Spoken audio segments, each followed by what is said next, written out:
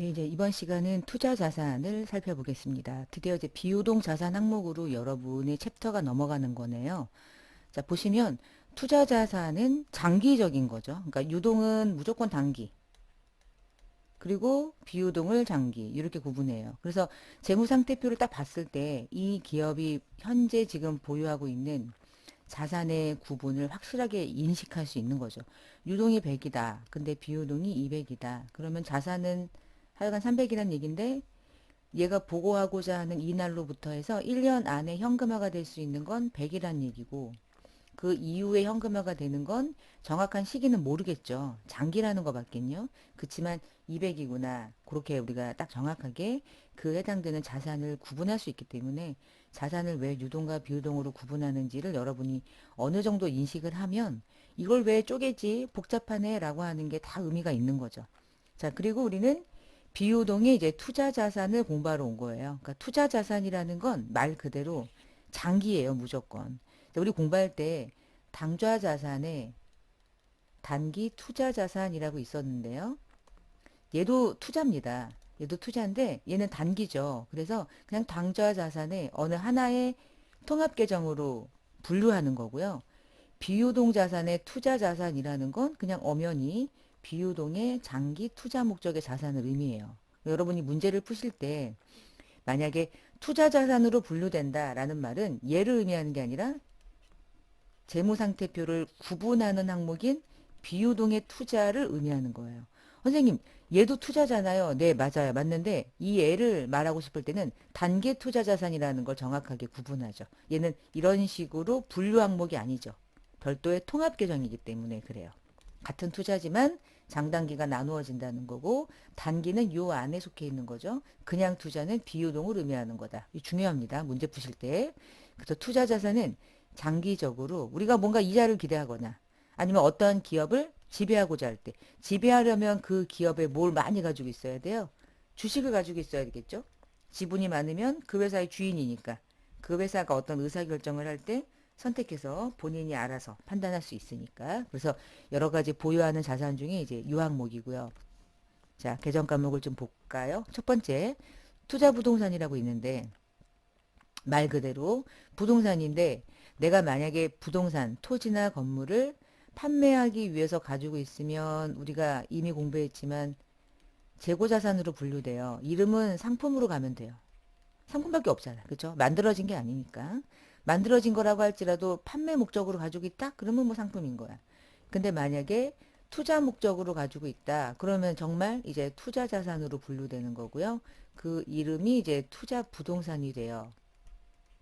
근데 만약에요, 내가 얘를 사용할 목적이다. 얘가 영업을 하기 위해서는 땅이 필요하다. 건물이 필요하다. 이럴 수 있잖아요. 그럴 때는 사용하기 위해서 보유하고 있는 자산은 유형자산으로 분류하고요. 이때 이 토지를 토지라는 이름으로 계정 과목을 사용해요. 그래서 분계는 상품으로 하거나 투자 부동산으로 하거나 토지로 하죠.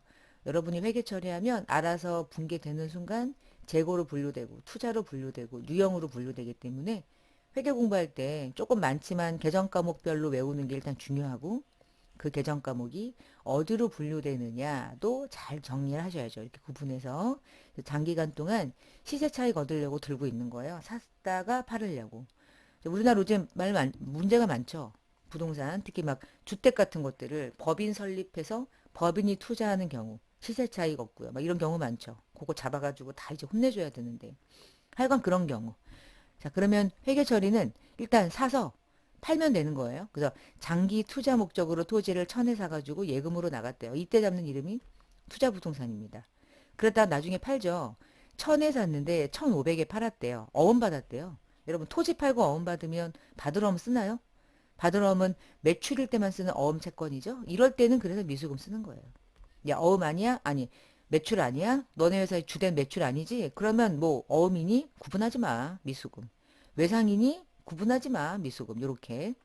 자, 미수금 잡고 대변에 이 투자 부동산이라는 자산 드디어 처분됐으니까 얘 죽고 천이었는데 1,500 들어왔대. 아직 안 들어왔지만 나중에 들어오겠죠. 그러면 500만 원만큼 이득 받죠. 이름은 투자 자산이죠. 얘가 지금. 그러니까 투자 자산 그리고 처분이.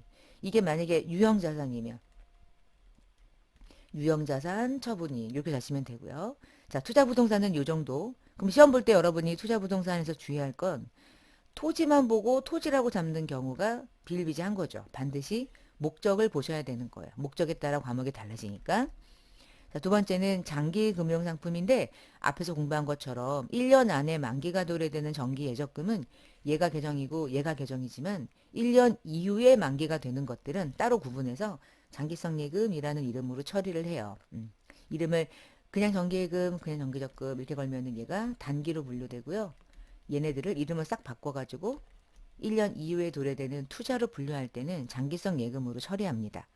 자, 그리고 우리가 앞에서 당좌개설 보증금 회계 처리할 때는 특정 현금과 예금으로 처리한다고 그랬죠. 이 두 개를 묶어서 회계에서는 장기금융상품이라고 하는 이름으로 통합으로 표시를 하고요. 얘가 당연히 기간이 1년 이상 도래되잖아요. 그러니까 장기로 분류되는 거고. 그러면 비유동으로 가야 되죠. 비유동 중에 이 중에 만만한 거 얘밖에 없잖아요. 유형 아니고요. 무형 아니고 기타 비유동 아니거든요. 은행에 넣어놨으니까 이자 들어올 거 아니에요. 그렇죠? 그런 개념으로 투자자산 이렇게 구분하시면 돼요. 자, 세 번째. 돈을 빌려줬는데 만기가 1년 이후에 도래돼. 1년 이내면 단기 대여금, 1년 이후면 장기 대여금. 뭐 과목만 달라지는 거죠. 이름만, 장단기만. 자, 4번하고 5번을 이제 좀 볼 건데요. 만기 보유증권, 매도 가능 증권. 요거를 좀 보겠습니다. 자, 지금부터 이제 유가증권을 좀 정리하는데 우리가 유가증권 앞에서 단기매매증권을 공부할 때 본 적이 있어요. 근데 단기매매증권은 무조건 유동에 분류되는 당좌죠. 근데 그게 주식일 수도 있고 채권일 수도 있는 거예요. 그러니까 얘가 분류되기 위해서는 단기간의 시세 차익이 목적이어야 되고 오화가 아니죠. 엔드죠. 여기다가 또 하나는 시장성이 있어야 돼. 시장성이 없으면 단기 시세를 목적으로 사고 팔 수가 없어요. 시장에서 거래되지 않는데 누구한테 팔아요? 찾아다녀야 되는데 힘들어요. 그래서 두 가지가 완벽하니 그러면 단기 매매. 근데 둘 중에 하나도 충족하지 않으면 절대 단기 매매 증권이 아니기 때문에 다른 이름으로 분류되는데 자, 만기 보유 증권은 어떨 때 분류하냐면 만기가 있는 만기 때까지 보유할 이런 뜻이에요. 그러니까 만기가 있는 유가증권은 유일하게 채권뿐이죠. 주식이 올 수 없어요. 두 번째는 만기까지 가져갈 건데 이 만기가요. 이렇게 둘로 나뉘어요. 만약에 1년 이내일 수 있잖아. 만기까지 보유할 목적. 아니면 3년짜리일 수 있잖아. 예를 들어. 그러면 만기 보유증권은 어떻게 해야 되지? 여기다가 제가 비유동 투자로 분류된다고 쓰여놨지만 왜 써놨냐면 지금 비유동 투자를 공부하고 있기 때문에 그걸 중점적으로 볼 뿐이고요. 만기 보유증권은 여러분 나중에 프로그램 들어가서 계정 과목을 조회하면 계정 과목이 두 개 떠요. 이렇게. 124에 있는 만기 보유증권, 181에 있는 만기 보유증권. 왜 나누냐면 위에는 124는 유동으로 분류되는 거고 181 코드는 비유동으로 분류돼요. 그러니까 1년짜리는 124 코드로 써야 되고 3년짜리는 181 코드를 써야 되는 거예요. 단기 시세 목적이 아니잖아요. 만기까지 가져갈 목적이기 때문에 구분해야 되고요. 그 만기가 어느 기간이냐에 따라서 유동과 비유동을 구분하기 때문에 반드시 코드를 잘 보셔야 돼요. 이름은 같죠. 이름이 같다고 같은 이름이 아니거든요. 이거 프로그램이 잘못된 거 아닌가? 그렇지 않고요. 코드가 다르다는 걸 보셔야 되거든요. 유동, 비유동 이렇게 잘 구분하셔야 돼요. 그러면 만기 보유증권은 만기 때까지 보유할 거예요. 요거죠. 지울게요. 그럼 만기까지 보유할 것도 아니고 제가 예를 들어서 주식이나 채권을 산 거예요. 근데 중요한 건 뭐냐면 첫 번째 시장성이 없어. 근데 단기 목유 목적이래. 자꾸 우겨. 살 사람이 있나 봐. 두 번째 시장성이 있어. 근데 주식하고 채권 중에 단기 보유래. 세 번째 시장성이 있어요. 장기래요. 만약에 그랬다면. 그리고 만기까지 보유할 의도는 없대요. 이 채권은. 만기까지 보유할 의도는 없대요. 자, 이 중에 시장성이 있고 단기 시세가 목적인 경우는 단기 매매 증권으로 분류하면 되겠죠. 근데 문제는 나머지 두 개인 거야. 시장성이 없는데 단기다? 이럴 수 있을까? 정말 그렇다면, 정말 단기간의 목적이라면 가능해요. 만약에 내가 산 유가증권을 누군가가 사기로 약속이 돼 있다. 3년, 3개월 뒤에. 그럼 오케이. 두 번째, 시장성이 없어. 근데 장기야. 이럴 수도 있잖아. 시장성이 있어. 근데 단기가 아니야. 장기야. 이럴 수 있잖아. 그럼 얘네들을 어떻게 보내지? 너 보내줄게. 너 단기 매매도 아니지? 만기보증권도 아니야? 그러면 찌끄레기는 다 들어와. 찌끄레기가 매도 가능 증권이고요. 매도 가능 증권은 이랬다 저랬다 왔다 갔다 이런 애들이에요. 근데 매도 가능 증권 중에 단기가 있네요. 그럴 수 있잖아요. 그렇죠? 시장성이 없으면 단기 매매가 될 수 없으니까. 자, 이런 애들. 이런 애들을 어디로 보내냐면 매도 가능 증권으로 분류하는데요. 이 아래쪽에. 이 매도 가능 증권 중에 얘도 유동과 비유동이 있는 거예요. 그래서 시장성은 없지만 단기니? 너 그러면 1, 2, 3 코드로 가. 너 유동으로 보여. 너 근데 시장성이 있는데 장기야? 그럴 수 있지. 어떤 회사를 삼성전자의 주식을 샀는데 나는 이 회사의 엄청난 주주가 될 거다. 이게 목적이야. 의사결정을 내가 움직이겠다. 나는 주식만 산다. 안 판다. 그러면 장기거든요. 그러면 얘로 가는 거예요. 178 코드로. 코드가 왜 많은지를 정확하게 인지하실 필요가 일단 있겠죠. 그러니까 자, 두 개로 나눠집니다. 그래서 이럴 수도 있고 이럴 수도 있다. 그렇구나. 그러면은 코드가 다르니까 우리가 나중에 시험 보거나 객관식 문제 풀 때는 매도 가능 증권이라는 이름뿐만 아니라 모두 구분해야 되냐면 비유동으로 분류되는 코드로 갈 건가 말 건가. 코드를 외우라고 하는 게 아니고요. 나중에 코드는 프로그램 들어가서 눈으로 보고 찍으면 돼요. 중요한 건 유동과 비유동으로 구분되는 게 있어는 알고 계셔야 돼. 유동과 비유동으로 구분돼. 자, 우리는 지금부터 비유동으로 분류되는 걸 공부할 뿐이에요. 유동으로 구분되는 건 일단 시험에서는 여러분에게 거의 대부분 출제하지 않아요. 그런 일이 거의 없기 때문에 그리고 재분류할 때 많이 쓰기 때문에 대부분의 여기서는 이제 여러분이 건드리실 필요는 없는 것 같고요. 자, 지금부터 만기보유증권은 여러분이 뒷부분에서 다룰 거고요. 지금부터는 이제 매도 가능 증권 중심으로 좀 보겠습니다. 우리가 단기 매매 증권하고 다른 유가 증권을 비교할 때 단기 매매 증권을 취득할 때는 수수료 비용이라는 영업의 비용으로 처리하지만 그 외의 것들은 절대로 수수료 비용 처리하지 않고 자산의 원가에 포함한다. 이게 이제 대원칙이었죠. 그럼 얘를 이제 다른 자산하고 비교하기보다 누구랑 많이 비교하면 좋냐면 얘랑 비교하면 좋아요. 매도 가능 증권하고. 자, 우리가 단기 매매 증권으로 분류할 때는 단기 매매 증권은 만 원일 때 그리고 수수료 비용을 영업외 비용 코드로 구분한다고 그랬지만 그렇지 않으면 그게 매도 가능 증권이 되거나 만기 보유 증권으로 되면 무조건 취득 시 부대 비용을 취득 원가에 포함한다. 이게 이제 기본적인 대원칙입니다. 대원칙. 그래서 매도 가능 증권하고 단기 보유 증권하고 맨날 비교하는 게 시험 문제에 징글징글하게 많이 나오는 거예요. 알고 있느냐를 물어볼 때 좋거든요.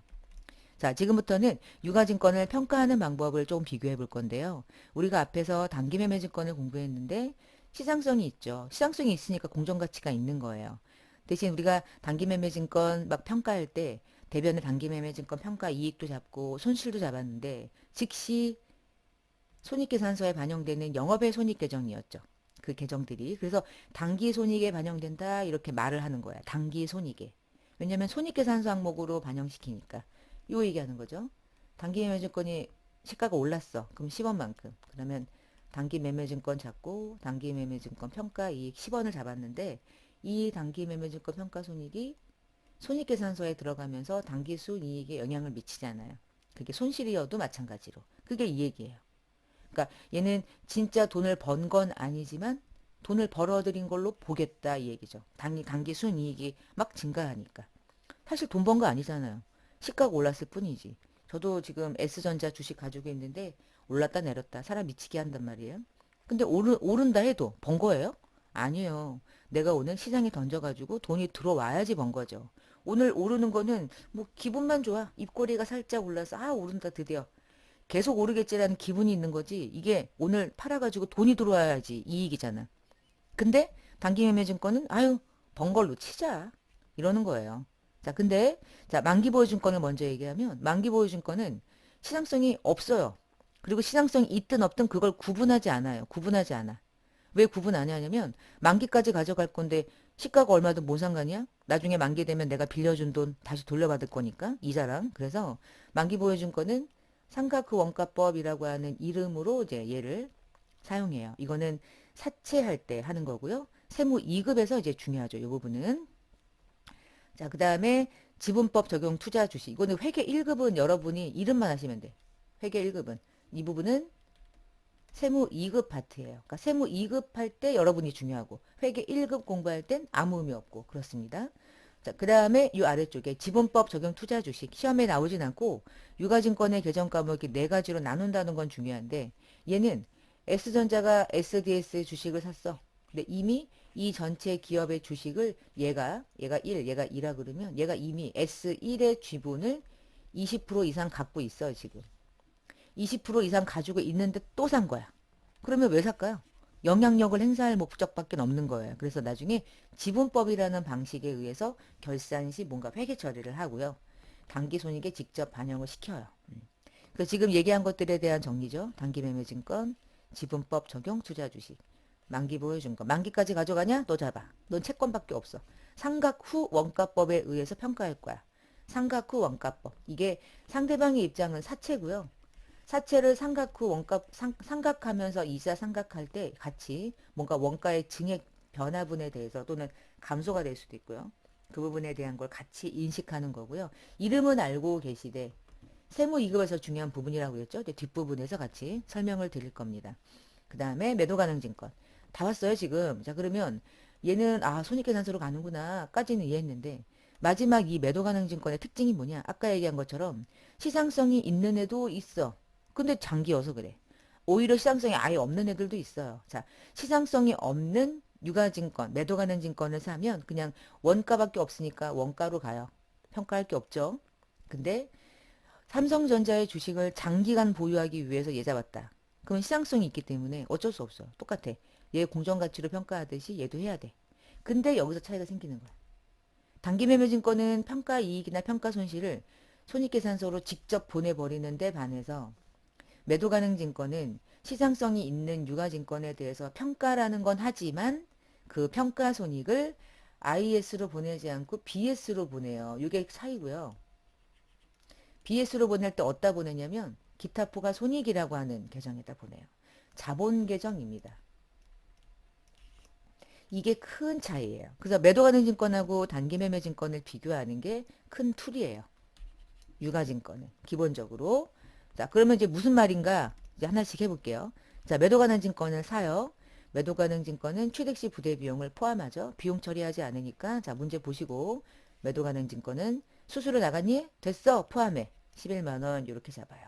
방금 전에 보셨던 회계처리의 차이점이었죠. 이렇게. 자 일단 차이가 그렇습니다. 매도가능증권 중심으로 보세요. 지금부터. 자 근데 이렇게 놓고 이제 매도가능증권은 뭐하니? 기말이 되면 나중에 측정해요. 뭘로 측정하냐면 공정가치로. 공정가치로 측정해서 장부상에 있었던 금액을 수정해요. 이게 원칙이에요. 그런데 시장성이 없는 애도 있다며. 그러면 원가로 가는 거야. 둘 중에 하나라 그랬죠? 이렇게. 시장성이 있니? 그러면 가. 시장성이 없어? 그럼 하지 마. 둘 중에 하나야. 원칙은 이거지만 없을 수도 있으니까요. 자, 그러면 평가할 때 도대체 장부금액과 공정가치의 차이를 매도가능증권 평가 손익은 어디로 간다 그러냐면 당기손익으로 가지 않고 기타포가 손익 누계액으로 가는데 이게 누구냐면 자본계정이에요. 자본계정은 재무상태표 BS 계정이죠. 그러니까 아무리 회계 처리해도 손익에 영향을 미치지 않아요. 그러니까 아름다운 분계인 거야. 왜 아름다운 분계냐면 진짜 돈 번 거 아니니까 손익에 가면 안 되죠. 돈 벌어들인 걸로 착각할 수 있잖아요. 주주들이. 방지하는 거예요. 그래서 밑에 볼게요. 당해 연도 중에 11만 원에 취득했던 매도 가능 증권이 기말에 가보니까 12만 원이래. 그 만 원만큼 아이고 만 원만큼 이게 공정가치고 이게 장부가액이구나. 그 만 원만큼 매도 가능 증권의 가치가 증가했죠. 그러면 겉으로 볼 땐 똑같아요. 매도 가능 증권 만 원이 증가됩니다. 증가시켜야 되니까. 12만 원 만들어주는 거예요. 했어. 했는데 이 만 원의 이름은 매도 가능 증권 평가이익이라고 하는 이름을 써요. 겉으로 볼 땐. 자 쓰지만 이 매도 가능 증권 평가이익이 당기순이익에 반영되는 영업의 수익이 아니고 일단 기타 포괄 손익 누계액이라고 하는 BS 계정에 일단 잡히는 거예요. 자 이렇게 잡혔다는 얘기는 위에 자리가 좀 있으니까 위에다가 제가 조금 적어 볼게요. 자 잠깐만요. 이렇게 해서 싹 지우고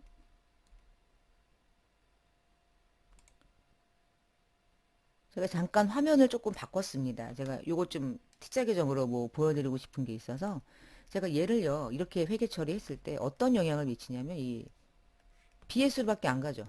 BS로밖에 안 가고 지금 매도가능 증권이 원래 자산으로 11만 원이 있었는데 만 원이 차변에 붕괴되면 이 매도 가능 증권의 금액이 12만 원으로 바뀐다는 얘기거든요. 이렇게. 그러면 이제 대변에 얘가 손익계산서로 가야 되는데 손익계산서로 가지 않고 BS 자본으로 가요. 기타 포괄 계정에. 기타 포괄 계정에 매도 가능 증권 평가 이익 만 원 이렇게 들어가요. 그러면 이 숫자를 보는 외부 정보 이용자는 어떻게 이 BS를 보면서 이제 이해하냐, 이해하려고 하는 거니까, 아, 이 회사가 매도 가능 증권 평가 이익으로 만 원 인식한 게 있네, 장부에. 그럼 매도 가능 증권이 얼마인지 볼까? 12만 원으로 바뀐 이유는 만 원이 평가에서 이익이 났기 때문이야? 그러면 얘는 이런 것도 알 수 있겠는데요? 만 원이 평가 이익으로 잡혀서 12만 원이 됐다는 얘기는 원래 매도 가능 증권은 원래 얼마 주고 샀었다는 걸 알 수 있어요. 그쵸? 11만 원 주고 샀었다는 것을 확실하게 알 수 있는 거죠. 이렇게 보여줘야 되는 거예요. 이게 맞지 않나요? 그쵸? 단기매매증권은 평가손익을 바로 손익계산서에 반영하지만 매도 가능 증권은 이렇게 보여주고 싶은 거예요. 아름다운 회계처리인 거죠. 자, 두 번째는 자, 프로그램에 들어가서 나중에 이제 여러분이 입력을 하실 때 매도 가능 증권 이렇게 띄우면 1, 2, 3도 있고 1, 7, 8도 있다고 그랬죠. 그리고 걔를 평가하거나 처분하거나 할 때 생기는 손익을 인식하는데 매도 가능 증권 처분 손익이나 처분 이익은 900번대 코드에 걸려 있어요. 900번대는요. 거의 99.99%는 영업의 손익 계정이에요. 손익계산서 계정이란 뜻이죠. 근데 매도 가능 증권 평가 이익이나 평가 손실은 잘 보세요. 코드가 300번대 있잖아요. 자, 100번대는 자산 대부분, 200번대는 부채, 300번대는 자본 BS 계정.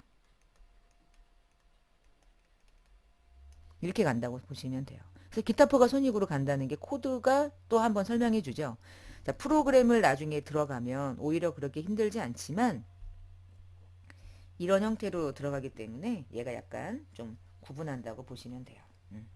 자, 이렇게 해서 구분이 됐습니다. 자, 닫고 자, 원래 다시 이제 메뉴로 들어올게요. 자, 다시 볼게요. 만약에 떨어졌다. 떨어지면 매도 가능 증권 11만 원이 9만 5천 원이 됐다. 그러면 죽여. 죽이고 잡는 거야. 매도 가능 증권 평가 손실로. 그것도 기타 포괄 손실로. 이런 식으로. 그래서 얘는 그러면 이렇게 잡힌 건 어떻게 됩니까? 얘는 언젠간 이렇게 사라지고 이렇게 사라져요. 언제 그러냐면 처분할 때. 처분할 때 상계되면서 계정이 완전히 제거되는 방식을 취하고 있어요. 기타 포괄 손익 받고 두 번째. 그래서 지금 보시는 이 화면에 있는 내용을 잘 보시면 매도 가능 증권 만 원 주고 샀는데 공정가치가 만약에 1,500원이 됐다. 만 원에서 1,500원이 됐다. 그러면 이제 이거를 한 번 더 이제 보는 건데요. 그러면 500원만큼 증액되면서 매도 가능 증권 평가 이익으로 500원 잡아요. 자, 이렇게 했는데 그 다음에 문제가 뭐냐면 만약에 그 다음 연도에 X1년도 지나고 나서 X2년도에 9,200원으로 또 떨어질 수 있잖아. 이거를 10년, 20년간 할 수도 있거든요. 그럼 떨어졌을 때 어떻게 가냐? 자, 떨어졌을 때 가장 중요한데 전년도에 잡아놨기 때문에 지금 1,500원 잡혀 있는 상태야. 근데 9,200원으로 떨어졌대. 그러면 1,300원만큼 떨어뜨려야 되죠. 그럼 죽여 이렇게. 매도 가능 증권이 감소. 근데 매도 가능 증권이 감소되면서 왼쪽의 계정 과목을 어떻게 처리하냐면 전액 다 평가 손실로 처리하지 않고요. 매도 가능 증권 평가 이익이 있는 상태죠. 이익이 있어서 그 이익을 먼저 제거해요. 지울게요. 자, 얘 지금 1,500원 잡아놨어. 걔 죽였어요, 지금. 얘 죽여서 현재 9,200원 만들어 놨습니다. 자, 만들어 놓고 다시 왼쪽에 보면 매도 가능 증권 평가 이익을 500원만큼 잡아놓은 게 있었잖아요. 그럼 얘를 먼저 제거해요. 왜 제거하냐면 얘 거지 다른 애게 아니잖아. 언젠간 제거돼요. 언제 제거되냐면 평가하려고 하는데 손실을 잡아야 한다면 평가 이익에 있는 잔액을 먼저 제거하는 거야. 자본 계정 먼저 제거하듯이. 500원 먼저 제거. 500원 먼저 제거하고 그리고도 손실인 경우를 그 차액만 손실로 처리합니다. 이런 식으로. 그래서 왼쪽에 계정 과목이 평가 이익도 오고 평가 손실도 오는 어색한 붕괴가 일어날 수 있는데 이런 회계 처리를 여러분에게 이제 아예 의도적으로 이제 물어보는 거야. 이걸 의도적으로 계정으로 아시겠죠? 이거 너무너무 중요한 부분이에요.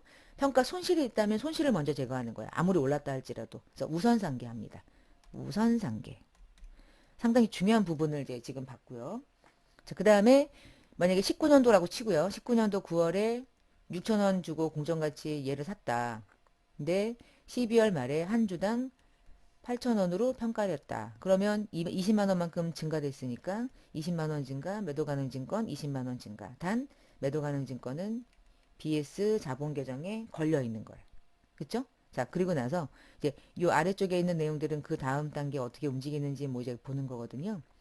그런데 얘를 처분했대요. 처분했대. 7천원에 처분했대요. 그러면 돈은 70만원 들어온 거죠.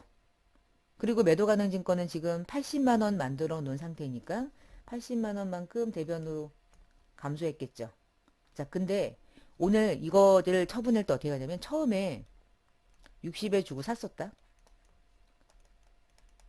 취득을. 근데 한번 평가하기를 80으로 평가했던 거야. 그리고 지금 20만원만큼 평가 이익이 잡혀 있는 상태인 거죠. 그리고 마지막에 이제 처분을 했는데 70에 처분한 거예요. 자, 그럼 여기서 60 주고 샀는데 80이 됐다가 마지막에 70에 팔았대. 그래서 요 차이가 나는 20만 원은 BS에 걸어놨어. 아직 손익 인식 안 한 거죠. 자, 그리고 마지막에 얘를 팔아요. 자, 팔아서 지금 70 들어왔죠.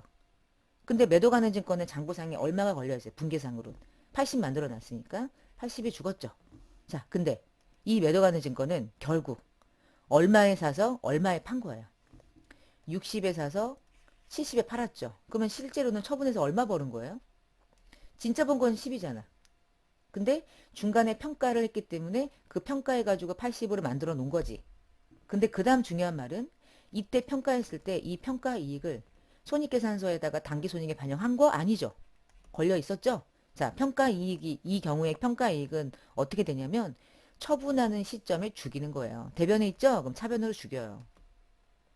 얘는 처분할 때까지 그냥 걸려 있는 거야. 그래서 누계액이라고 부르는 거야. 기타 포괄손익, 당기손익이 아니야. 언제 사라지냐면 너 팔아먹을 때 너 죽어. 그때 죽어. 자, 20을 죽이면 얘가 90, 얘 80, 얼마 대변에 똑 뜹니까? 10대죠. 20이죠, 20. 20. 자, 그 이름이 드디어 매도 가능 증권 처분이익이라는 이름으로 들어갔는데 얘가 드디어 이제 손익계산서에 영업의 손익으로 들어가는 거예요. 결국 10만 원만큼 이익이 손익계산서에 반영이 되는 구조를 가지고 있어요. 어때요? 정확하죠? 자, 한 번 더 해볼게요. 만약에 지금 60 주고 샀었어. 근데 80에 평가 한 번 했었죠. 그리고 마지막에 처분을 아까는 70에 했잖아. 자, 이번에는 5,500원에 팔았으니까 55만 원에 처분했대요. 자, 그럼 이런 경우에 지금부터 어떻게 회계 처리를 이제 가늠을 하냐면 처분해서 벌어들인 손익은 60에 샀었죠. 얘는 평가했지만 평가 손실이 의미가 없는 거죠, 원래? 55만 원에 처분했죠? 그러면 결국은 얘는 얼마 손실인 거예요? 5만 원 손실인 거죠. 근데 이게 분개가 되기 위해선 정확하게 관련된 계정을 잘 조정해서 회계 처리해야죠. 하나씩 죽일게요. 자, 일단 매도 가능 증권은 80만 들어놨잖아. 그치? 걔 죽이고. 돈 들어온 건 55만 원이죠. 잡았어. 여기까지 해놓고 그 전에 매도 가능 증권 평가에 20만 원 잡아놓은 거 있죠? 그거 죽여야죠, 먼저. 그거 먼저 죽여야지. 그러면 75, 80, 5만 원 뜨는 거 맞죠? 그 5만 원만 매도 가능 증권 처분 손실. 얘만 손익계산서 당기 순이익에 영향을 미침. 그렇게 영향을 미치는 장부상의 회계 처리를 보여줍니다. 처분 시 회계 처리 매우 중요하고요. 시험에 무조건 나온다고 생각하셔야 돼요. 무조건. 진짜 무조건. 그래서 처분할 때는 반드시 그 매도 가능 증권의 평가 계정이 손실이 있을 수도 있잖아. 손실이 있든 평가가 이익이 있든 반드시 반대로 제거하고 나서 그 나머지 차이가 손실이거나 이익이 되는데 그 손실과 이익은 어떻게 검산을 하냐면 처음에 샀을 때 원가랑 나중에 처분했을 때 금액과 차이가 마지막 최종적으로 우리가 인식해야 할 처분 손익이다. 이게 이제 결론이 되겠습니다. 됐죠? 자, 이제 전산회계 1급이죠. 전산회계 1급은 만기보증권에 대한 거는 이제 샀을 때 어떻게 하는지 정도예요. 그거를 뭐 삼각 후 원가로 평가하고 이런 것까지는 여러분에게 물어보지 않고요. 학습 정리를 통해서 간단한 분개 연습을 하고 뭐 객관식 잠깐 보고 마치겠습니다. 첫 번째. 보유 중인 투자 부동산이고 장부가액은 7천이래요. 이미 산 거죠. 이미 산 거구나. 이렇게. 근데 걔를 팔고 9천에 나중에 받게됐대요. 그러면은 7천짜리를 9천에 팔았으니까 2천 이득 먹었죠, 지금. 그래서 이제 분개를 잠깐 해보면 보유하고 있는 투자 부동산이 있다는 걸 여러분이 일단 인지를 해야죠. 얘가 있어. 그걸 알려준 거니까. 그러면은 자산이라는 투자 부동산이 대변으로 소멸되고 9천만 원의 대가를 받기로 했는데 매출이 아니니까 보자마자 미수금을 거셔야죠. 거래처를 걸어주셨을 거고 대림건설 이렇게. 그래서 2천만 원의 이익을 우리는 투자자산 처분이익 이렇게 처리를 해주시면 되는 거예요. 두 번째, 회사 이름은 서울인가 보죠. 서울에서 발행한 채권이 2024년이 만기래요. 지금 여러분 제가 속해 있는 연도가 사실 2022년도입니다. 그러면은 2년이죠. 그러니까 일단 1년이 아니에요. 시장성은 없어요. 1,000만 원짜리를 샀어요. 근데 만기까지 보유할 거래요. 여기서 계산 과목이 끝난 거죠. 만기까지 보유할 거다. 당좌 수표를 발행했다. 그리고 채권을 취득할 때 수수료도 나갔다. 그건 현금으로 나갔다. 중요한 문제예요. 그러면 이렇게 끊어놓고 봅시다. 이 채권의 이름을 정해야죠. 유가증권이죠. 유가증권은 계정 과목이 4개 있어요. 단기매매증권? 얘 아니죠. 그런데 지분법도 아니에요. 그럼 둘 중에 하나인데 얘는 정해져 있어. 만기까지 보유한다. 그러면 과목은 하나로 가는 거예요. 만기 보유증권. 만기 보유증권은 아까 보니까 유동에도 있고 비유동에도 있더라고요. 근데 얘는 비유동으로 분류되는 만기 보유증권을 걸어줘야 돼요. 투자 자산에. 그리고 두 번째, 단기 매매 증권이 아닌 한 수수료까지 포함해서 원가에 인식하죠. 그러니까 1,005만 원 전액을 잡고 당좌 수표를 발행했으면 당좌 예금이 나가는 건데 당좌 예금은 1,000만 원이 5만 원의 수수료는 현금으로 이렇게 구분하시면 돼요. 된 것 같아요. 자, 이렇게 해서 이가 단기 매매 증권뿐만이 아니라 만기 보유 증권도 이렇게 회계 처리하는 것들이 아주 등등등 많이 있다는 것을 잘 기억해 주시고 세 번째, 공장의 건물을 짓기 위해서 외부에서 취득했던 토지가 5천짜리가 있었대요. 근데 건물 실축을 포기했고요. 얘를 토지 보유하는 목적을 바꿨대요. 지가가 상승하는 목적인 투자 자산으로 변경을 했네요. 그러면 현재 이 5천만 원짜리의 자산은 토지라고 잡혀 있는데 오늘부터는 토지가 아닙니다. 토지라고 걸어놓으면은 영업활동에 사용할 목적이라는 거라고 보여주는 건데 목적이 달라졌죠? 투자 자산으로. 그러면 보유 목적이 달라졌으니까 회계 처리가 달라지네요. 그 이름이 그쵸 투자 부동산으로 분류 변경이 되는 회계 처리예요. 아우 중요한 문제. 이것도 관련해서 잘 보시고 분계 자체가 또 상당히 난이도가 있을 수 있어요. 모든 문제들이. 자, 마지막 이제 객관식 문제 한번 볼게요. 다음 중 투자 자산에 해당되지 않는 것. 투자 부동산 맞죠? 장기 대여금 맞죠? 장기 투자 증권이 유가 증권을 말하는 거예요. 통합으로 영어권은 무형 자산인 거죠. 투자 자산이 아닌 거죠. 답은 4번. 답은 4번. 일반 기업 회계 기준에서 유가증권을 분류하는 것으로 적합하지 않은 것은 단기 매매 증권 있고 만기 보유 증권 있고 매도 가능 증권 있고 이런 이름 있나요? 장기 보유 증권 이런 이름 자체가 없죠. 지금 공부할 때. 답은 4번. 이렇게. 다음 중 유가증권에 대한 설명으로 틀린 것. 단기 매매 증권과 매도 가능 증권은 원칙이 공정가치로 평가한다. 맞고. 매도 가능 증권은 보유 목적에 따라서 유동과 투자로 분류된다. 맞네요. 유동은 그 안에 속하는 단좌 자산을 얘기하는 거고 투자 자산은 비유동을 의미하는 거라고 그랬죠. 단기 매매 증권과 매도 가능 증권의 미실현 보유 손익은 단기 순이익으로 표시한다. 미실현 보유 손익이 평가 손익을 말하는 거야. 처분하는 거는 돈이 들어왔으니까 실현된 거죠. 그러니까 손익계산서에 반영하는 거지만 실질적으로 평가만 한 거는 실현된 게 아니잖아요. 실현됐다는 얘기는 돈 받았냐 이 얘기죠. 원래 미실현된 거는 그냥 BS로 보내는 게 맞는데 미실현인데도 불구하고 손익계산서로 보내는 게 있죠. 그게 단기 매매 증권일 때. 미실현이니까 BS로 보내 이게 매도 가능 증권일 때. 근데 단기 매매 증권과 매도 가능 증권의 미실현 손익을 언제나 단기 순이익에 반영한다? 이건 틀린 말이죠. 기타 포괄 손익으로 반영하는 게 매도 가능 증권이었죠. 틀린 설명으론 3번이 되는 거고요.